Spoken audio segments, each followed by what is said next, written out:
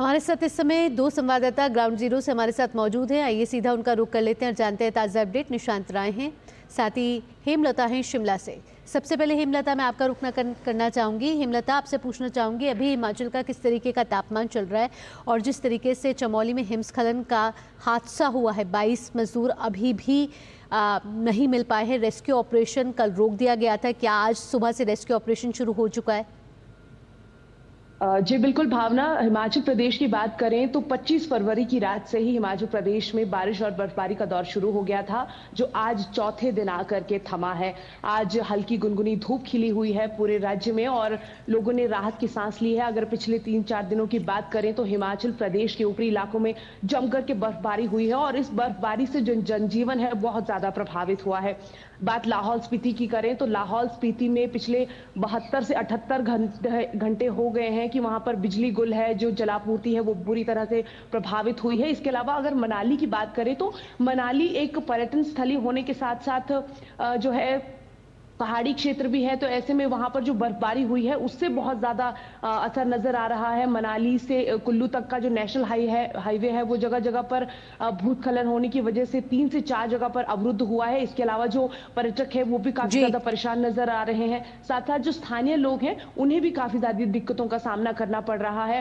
बर्फबारी जो किसान बागवान है उनके लिए तो सौगात बन करके आई है, लेकिन कहीं ना कहीं जो दुश्वारियां हैं वो अभी भी बरकरार है हिमाचल प्रदेश के पहाड़ी क्षेत्रों में। हिमाचल प्रदेश एक सेब बाहुल्य क्षेत्र है और ऐसे में कहीं ना कहीं जो सेब की फसल है उसके लिए बर्फ पड़ना बेहद जरूरी हो जाता है, क्योंकि जो सेब है उसके लिए चिलिंग आवर्स पूरे होना बेहद जरूरी है। लेकिन इस बार जो बर्फबारी है वो बहुत कम हुई थी, तो ये जो बर्फबारी हुई है ये कहीं ना कहीं सेब की फसल के लिए और मैदानी क्षेत्रों में गेहूं की फसल के लिए वरदान तो साबित हुई है। लेकिन जो 3-4 दिनों से लगातार बारिश हुई है ये कहीं ना कहीं आफत बन के जरूर बरसी है मैदानी इलाकों में भी। और अब मौसम विभाग की माने तो आज और कल पश्चिमी विक्षोभ थोड़ा सा कमजोर होता हुआ नजर आएगा, लेकिन परसों से एक बार फिर से जो पश्चिमी विक्षोभ है वो सक्रिय होगा और फिर से प्रदेश के ऊंचाई वाले जो क्षेत्र हैं उनमें बारिश और बर्फबारी की संभावना बताई जा रही है। भावना, निशांत भी हमारे साथ जुड़े हुए। निशांत, सबसे पहले आपसे पूछना चाहेंगे कि आप चमोली के रास्ते पर हैं, वह जाने वाले हैं और चमोली पहुंचने वाले हैं। ऐसे में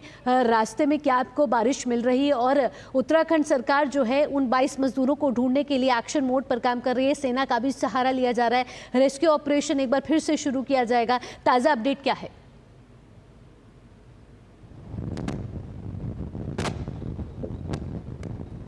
देखिए, मुख्यमंत्री पुष्कर सिंह धामी लगातार सक्रिय नजर आ रहे हैं जब से उत्तराखंड में ये आपदा आई और जो 22 मजदूर हैं उनको रेस्क्यू करने के लिए कल जब ये खबर आई थी तब तक 10 मजदूर निकाले गए थे, लेकिन उसके बाद हमने देखा कि रेस्क्यू ऑपरेशन बहुत तेजी से चलाया गया, जिसका असर ये हुआ कि 33 मजदूर अब तक निकाल लिए गए हैं। 22 मजदूरों की तलाश जारी है और उसको लेकर हर तरीके की जो मुमकिन सहायता है वो की जा रही है। रेस्क्यू ऑपरेशन क्या, लेकिन सबसे बड़ी दिक्कत ये हो रही है, चाहे ऋषिकेश की बात करें या जो मैदानी इलाके हैं लगभग वहाँ। जी निशांत, आपकी आवाज़ साफ नहीं आ रही है, लेकिन आपसे फिर संपर्क करेंगे। लेकिन इस समय हेमलता भी शिमला से हमारे साथ जुड़ी है। हेमलता, क्योंकि बारिश लगातार हो रही है और हिमपात भी हो रहा है, ऐसे में सड़कों का संपर्क भी कहीं ना कहीं टूट गया है। ऐसे में सरकार, प्रशासन किस तरीके से काम कर रही है? जी बिल्कुल, हिमाचल प्रदेश के जो पहाड़ी इलाके हैं वो वहाँ पर जो बर्फबारी है वो इतनी ज़्यादा हुई है कि लाहौल स्पीति के साथ साथ 2 से 4 ऐसे ज़िले हैं जिन इलाकों में तमाम जो सड़कें हैं वो बंद हो गई हैं। अगर वर्तमान स्थिति की हम बात करें तो 600 से ज़्यादा सड़कें राज्य में इस वक्त बाधित बताई जा रही हैं। लेकिन आज सरकार और प्रशासन की तरफ से जो सड़कों को बहाल करने का कार्य है वो शुरू किया जाएगा, क्योंकि बारिश और बर्फबारी थम गई है और आज उम्मीद जताई जा रही है कि खासतौर पर जो नेशनल हाईवे बाधित हुए हैं उनको बहाल कर दिया जाएगा, क्योंकि कई जगहों पर जो पर्यटक हैं वो मनाली में भी है, बहुत सारे अन्य जो पर्यटक स्थल है वहां भी पर्यटक पहुंचे हुए हैं, तो कम से कम वो जो पर्यटक हैं उन्हें वहां से निकाला जा सके। हालांकि हिमाचल प्रदेश में भारी बारिश बर्फबारी के बाद भी जान माल के नुकसान का अभी तक कोई समाचार नहीं है, ये गनीमत है। लेकिन जो लोग हैं वो प्रभावित जरूर हुए हैं, क्योंकि बारिश बर्फबारी की वजह से हिमाचल प्रदेश में जो सुविधाएं हैं उनका अभाव वैसे ही हो जाता है और साथ ही साथ बिजली आपूर्ति और पानी की आपूर्ति ठप हो जाना एक तरह से किसी भी आम नागरिक के लिए परेशानी का सबब बन जाता है, और वही इस वक्त हिमाचल प्रदेश में हो रहा है।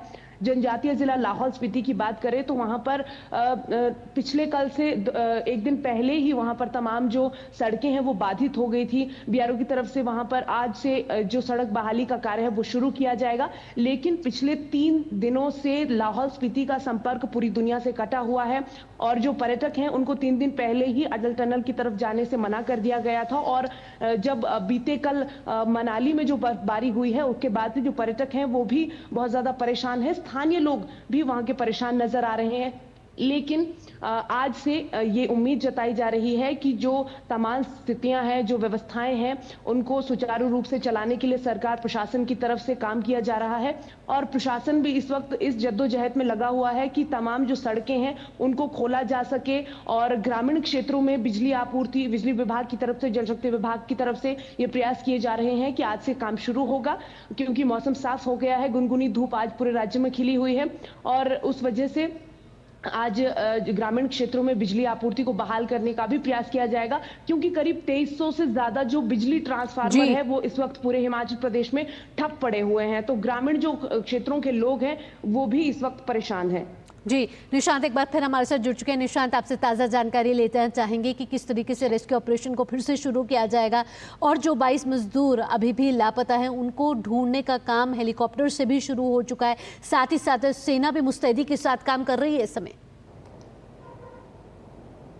देखिए, सेना हो, एनडीआरएफ हो, बीआरओ हो, सभी लोग मिलकर उन लापता मजदूरों को ढूंढने के पूरा प्रयास कर रहे हैं। और बात की जाए तो प्रशासन के मुख्यमंत्री पुष्कर सिंह धामी खुद मॉनिटर, जहां पर देहरादून से इस पूरी चीज़ को मॉनिटर कर रहे हैं और आज मुख्यमंत्री पुष्कर सिंह धामी जो घटना स्थल है वहां पर भी जा सकते हैं। इसके अलावा प्रधानमंत्री कार्यालय की बात की जाए या गृह मंत्रालय की बात की जाए, दोनों लगातार मुख्यमंत्री के टच में बने हुए हैं और जो भी संभव सहायता है दोनों की तरफ से आश्वासन दिया गया है कि वो केंद्र सरकार जो है इस आपदा की स्थिति में राज्य सरकार के साथ खड़ी है। वहीं अगर मुख्यमंत्री पुष्कर सिंह धामी की बात करें तो उन्होंने कहा है कि हेलीकॉप्टर्स को लगाया जाए ताकि लोगों को जल्द से जल्द सुरक्षित निकाला जाए। और कल जब ये खबर सामने आई थी तो 10 मजदूरों का रेस्क्यू हुआ था और हमने देखा था कि शाम तक ये संख्या बढ़कर 33 हो गई थी। ऐसे में उम्मीद की जा रही है जो बचे हुए श्रमिक हैं, उम्मीद की जा रही है कि उनको भी जल्द रेस्क्यू कर लिया जाएगा,